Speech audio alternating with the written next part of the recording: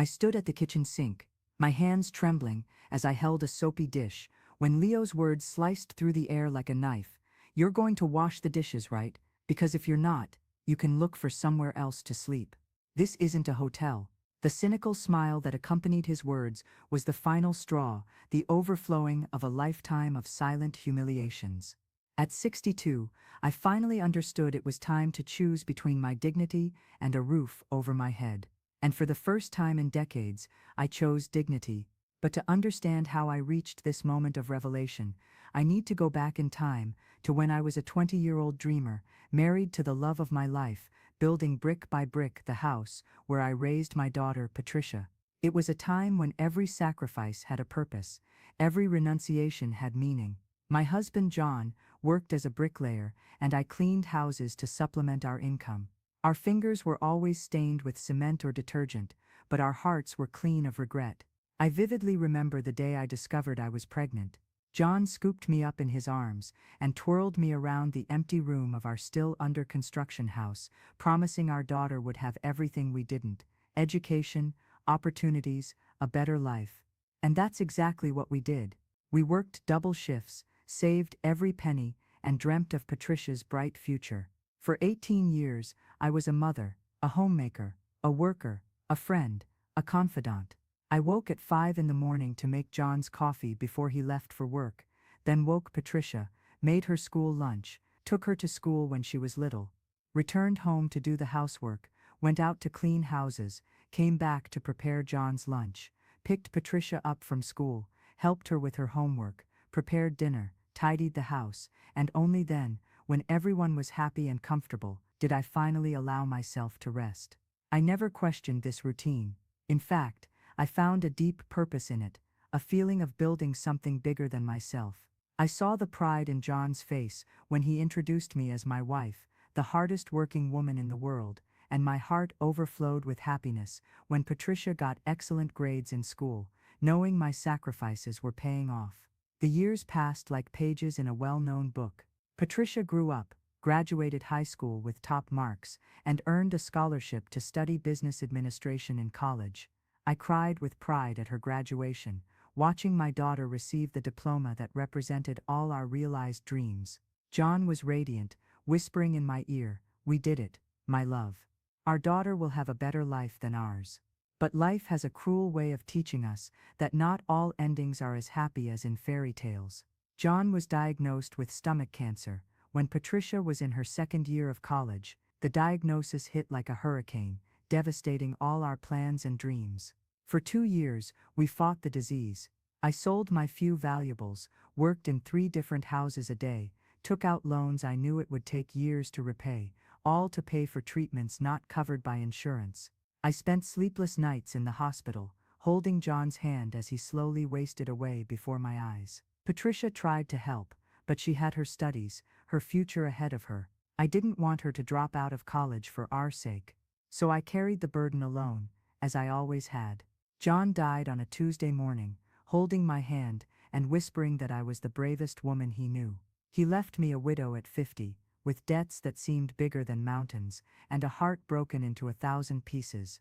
But I still had Patricia, my reason for living, my greatest achievement. After the funeral, my daughter approached me with tears in her eyes. "Mom, I'm going to drop out of college to work and help you." I hugged her tightly and said, "Don't even think about it. Your father died, dreaming of seeing you graduate. I'll keep working, and you'll keep studying." And that's exactly what we did. I worked even harder during the next 2 years. I woke up at 4 in the morning, worked in 4 different houses a day, came home exhausted, but always with a smile for Patricia. I wanted her to graduate without worries, to have the opportunity to build the life John and I had dreamed for her. When Patricia graduated, I was in the front row of the ceremony, applauding until my hands hurt. She dedicated her diploma to me and her father, and at that moment, I felt that all the sacrifices had been worthwhile. My daughter was a graduate, independent, with a bright future ahead of her. But real life is more complex than our motherly dreams. Patricia got a job at a mid-sized company, and 6 months later, met Leo. He was handsome, talkative, seemingly successful. At first he tried to win me over too, calling me dear mother-in-law, bringing flowers when he came for dinner, praising my cooking. I wanted to like him. I wanted my daughter to be happy, so I ignored the little signs my intuition pointed out. The first sign was how he treated waiters when we went out to dinner. He was abrupt, impatient, as if those people were inferior to him. Patricia laughed, saying that's just how he was, a bit explosive, but with a heart of gold. The second sign was when he started making comments about our house, saying it was a bit outdated, that it needed a modern renovation. The third sign was when he suggested that Patricia should look for a better job, because a woman of my social standing can't work just anywhere. But Patricia was in love, and I didn't want to be the kind of mother who interferes in her daughter's happiness. When they decided to get married, 2 years later, I organized the party with the little money I had, still paying off John's medical bills. It was a beautiful wedding, small but full of love, or at least I thought it was. At first the couple lived in a rented apartment, but when Patricia got pregnant and lost the baby in the 5th month of pregnancy, she fell into a deep depression. That's when Leo suggested they come live with me temporarily, until she recovered. I opened my home without hesitation, happy to be able to take care of my daughter at such a difficult time. This temporary lasted 3 years. In the beginning, everything seemed to work well. Leo helped with some expenses, Patricia gradually recovered, and I felt useful taking care of the house for them. But gradually things changed. Leo started making comments about how I should modernize my cleaning methods, how my food was too simple for his palate, how I should contribute more since I was living for free in the house that was ironically mine. Patricia, still emotionally fragile after losing the baby, was letting herself be influenced by her husband's comments. Slowly, I stopped being the respected mother and became a kind of unpaid housekeeper. I cooked, cleaned, washed, ironed, organized, and still worked outside the home to help with the household expenses. The humiliation started subtly. Leo made funny comments about my age, about my simple clothes, about my old-fashioned habits. Patricia laughed along, as if it were just an innocent joke. But each laugh was a stab in my mother's heart. Then came the suggestions. Leo suggested that I should wake up earlier to prepare a decent coffee for them. He suggested that I should learn more sophisticated recipes, because they sometimes brought friends over for dinner. He suggested that I should keep the house impeccable, because the house was their calling card. Gradually I lost my space in my own home.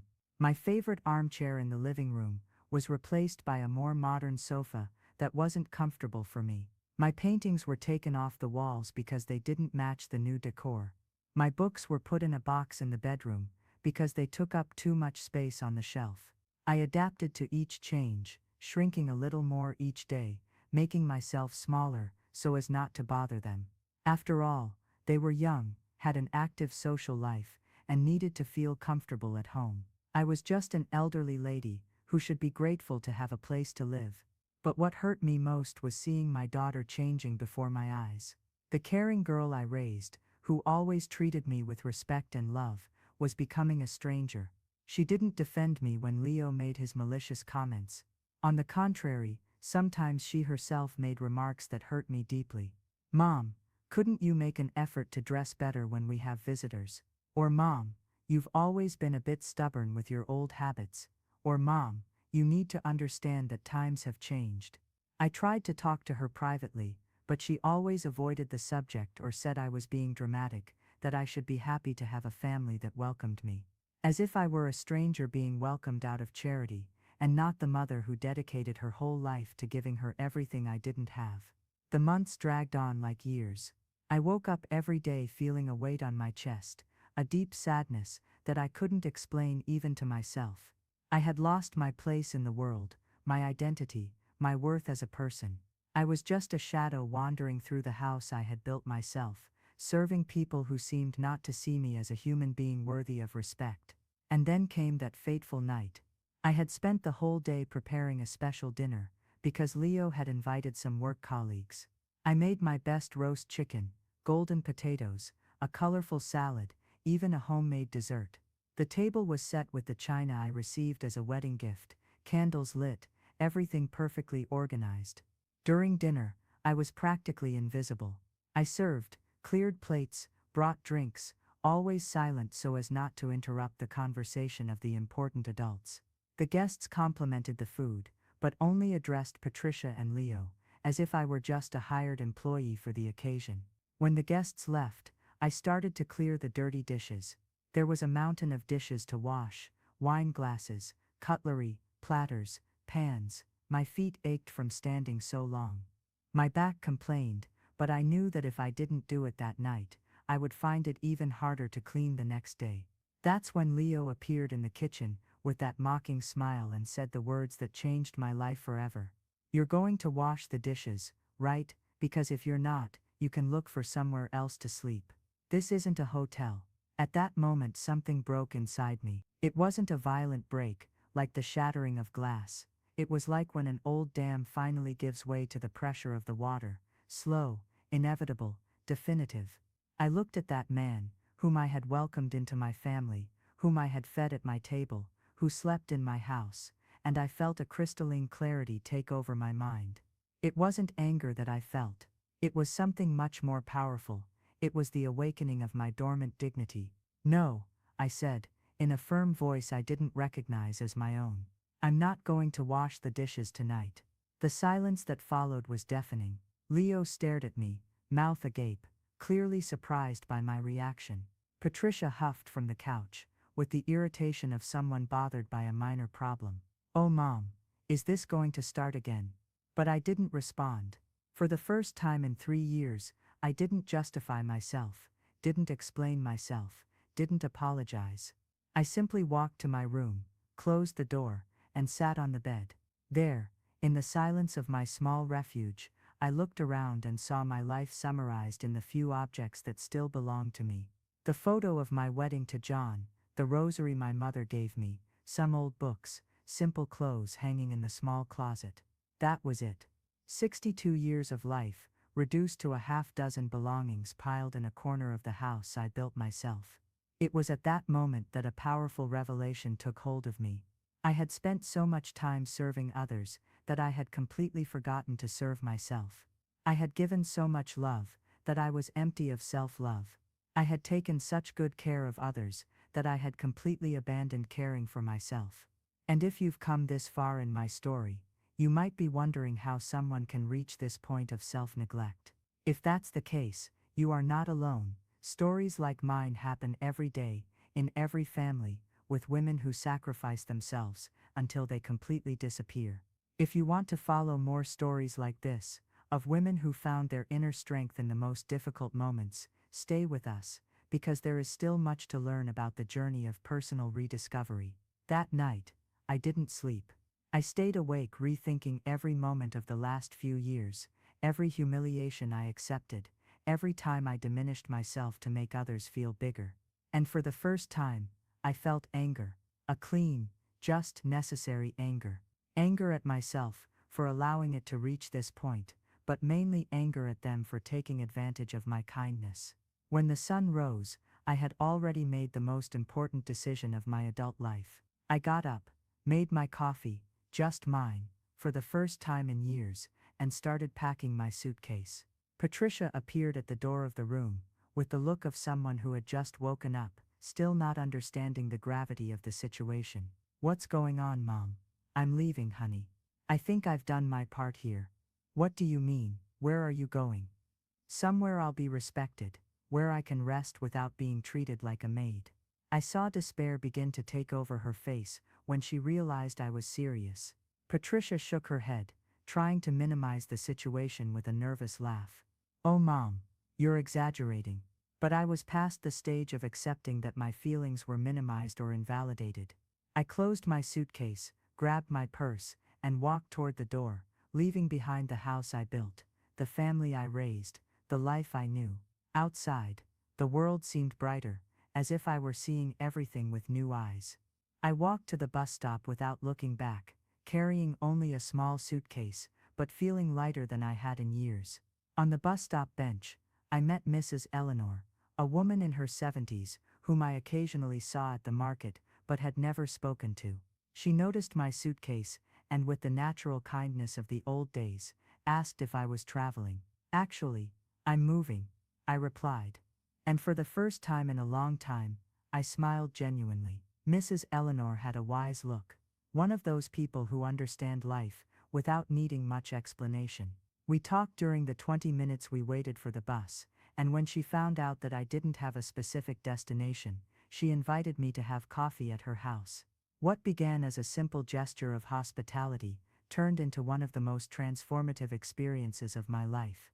Mrs. Eleanor introduced me to a group of women who met weekly at a women's shelter, who had gone through situations similar to mine. Women who had been evicted from their own homes by their children, who had been mistreated by sons-in-law and daughters-in-law, who had lost their identity somewhere between serving others and forgetting themselves. There I discovered that I was not alone, that my story, however painful, was not unique. And most importantly, I discovered that it was possible to start over, even at 62. The shelter needed someone with experience in home organization, someone who knew how to cook for many people, someone who understood the pains and needs of women who had lost their place in the world. It was as if my whole life experience had prepared me for that moment. For the first time in decades, I felt valued for who I was, not for what I could do for others. My life experience was seen as a treasure, not as something outdated. My stories were listened to with respect, not with impatience. My work was fairly compensated, not taken for granted. During the 3 weeks I spent at the shelter, I rediscovered who Edna was, beyond mother, wife, unpaid housekeeper.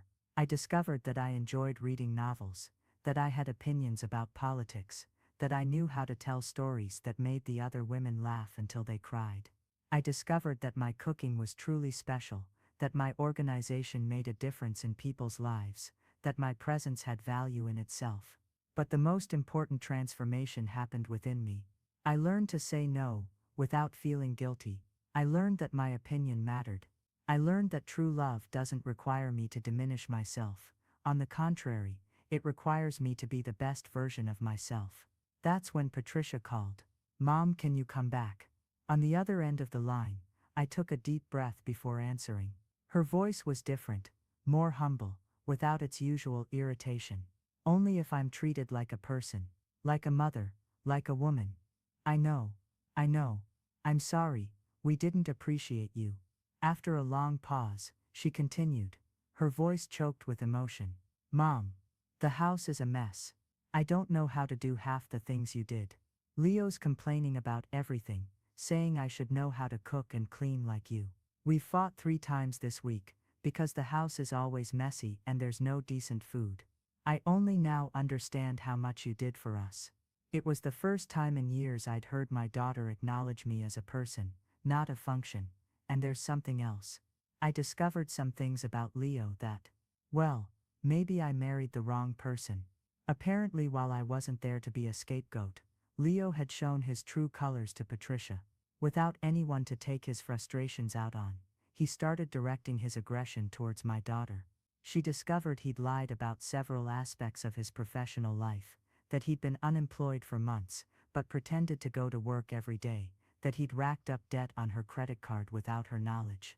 "Mom, I need you. Not just to take care of the house. I need my mother. The strong woman who raised me, who always knew what to do. I lost my way, and now I don't know how to get back to who I was." At that moment, I could have been vindictive. I could have said "I told you so," or "now you see what he's really like." But the woman I had become in the last few weeks was better than that. I had learned that true strength doesn't come from revenge, but from the ability to forgive without forgetting the lessons learned. "I'm coming back, honey. But things will be different now." "What do you mean?" "I'm coming back as your mother, not as your maid. I'm coming back to my house, not to your house, where I'm only tolerated. I'm coming back as a woman who has rights, opinions, and needs of her own." Agreeing to go back was one of the hardest decisions I made, but I knew it was necessary. Not for them, but for me. I needed to prove to myself that I could live in my own home while keeping my dignity intact. When I arrived, I found the house exactly as Patricia had described. Complete chaos. Dirty dishes piled in the sink, clothes strewn everywhere, dust on all the furniture, an empty refrigerator. Leo was on the couch, with that sullen look of someone who can't accept being exposed for his lies and manipulations. But the woman who walked into that house wasn't the same one who had left 3 weeks before. I was different in my posture, my gaze, my voice, and they noticed immediately. So, I said, putting my suitcase down and looking directly at Leo, "We need to talk." What followed was the most difficult and most liberating conversation of my life. I established clear rules. I would do my part in the housework, but I wouldn't be solely responsible for everything anymore. I would cook when I wanted to cook, not out of obligation. I wouldn't accept disrespectful comments about my age, appearance, or opinions anymore. And most importantly, my house would be my house again, not a place where I was only tolerated. Leo tried to argue, tried to joke, tried to intimidate me as he had before. But the woman he found in front of him wasn't the same one who used to cower before his provocations. "Leo," I said with a calmness he didn't expect, "you have two choices: respect me, or find somewhere else to live. But you're not going to disrespect the homeowner in her own home anymore." I saw in his eyes that he understood something fundamental had changed. The submissive woman he had helped create had died, and in her place was a person who knew her own worth. In the days that followed, I established a new dynamic in the house. I woke up when I wanted to wake up, not when others needed me. I made my own meals at the time that suited me. I started watching my favorite shows on the living room television again. I rearranged the furniture the way I liked it. I brought my books back to the bookshelf. Patricia initially tried to revert to old patterns, asking me to do this or that, as if it were my obligation. But now I had a different answer. "Honey, that's something you can do yourself. I can help you if you ask nicely, but it's not my obligation." It was difficult for her to adapt, but gradually she understood that a respected mother is much better than a submissive mother. We started to talk for real, like two adult women, about her difficulties in her marriage, about her fears, about her dreams that had been left behind. As for Leo, he resisted for a few weeks, testing my limits, hoping I would revert to the old pattern. But he discovered that the new Edna didn't give in to emotional blackmail or veiled threats. When he realized he could no longer manipulate me, and that Patricia was also changing because of my influence, he decided it was time to seek new horizons. I'm not going to lie, it was a relief to see him go. But the most important thing wasn't his departure, it was how I handled the whole process. I maintained my dignity, established clear boundaries, and didn't let anyone treat me as less than I was worth. Today, 6 months after that life-changing night, my life is completely different. Patricia and I have built a new relationship, based on mutual respect and true love. She's facing the divorce process bravely, discovering her own inner strength. I work part-time at a women's shelter, using my experience to help other women going through similar situations to the one I went through. But the most important change happened within me. I learned that accepting less than I deserve isn't a virtue, it's self-destruction. I learned that serving others with love is beautiful, but sacrificing my dignity isn't love, it's fear. I learned that a woman can start over at any age, as long as she has the courage to value herself. Every time I wash the dishes now, it's by choice, not by obligation. Every meal I prepare is an act of love, not duty. Every no I say is an affirmation of my dignity, not an act of rebellion. And I discovered something fundamental: respecting yourself isn't selfishness, it's a prerequisite for any healthy relationship. I can't give true love if I don't love myself first. I can't serve others with joy if I'm annulling myself in the process. The most important lesson I learned is that it's never too late to reclaim our dignity. No matter how many years we've spent diminishing ourselves, we can always choose to value ourselves from today on. We can always choose to be treated with respect. We can always choose our own happiness. If you're a woman who recognizes herself in my story, know that you don't need to accept emotional crumbs in exchange for a place to exist. You have inherent worth, regardless of what you do for others. Your opinion matters, your feelings are valid, your dreams deserve to be respected. And if someone ever tells you that you can look for somewhere else to sleep, if you don't do what they want, remember my story. Remember that sometimes the best answer is exactly that, to look for another place. A place where you're treated with the dignity you deserve. Because ultimately, the only person who can determine your worth is yourself. And when you finally value yourself, the whole world notices the difference. Today I sleep peacefully every night, knowing I'm in my home, living my life, being respected by my family, and most importantly by myself. And that, I've discovered, is priceless. Dignity, once regained, is a treasure that no one can take from you anymore. And that's the greatest gift a woman can give herself, the recognition of her own worth, regardless of what the world says about her. This is my story of transformation, of pain that became strength, of submission that became dignity. And if it touched your heart in any way, know that you also have a sleeping warrior within you, waiting for the right moment to awaken and claim the respect you've always deserved.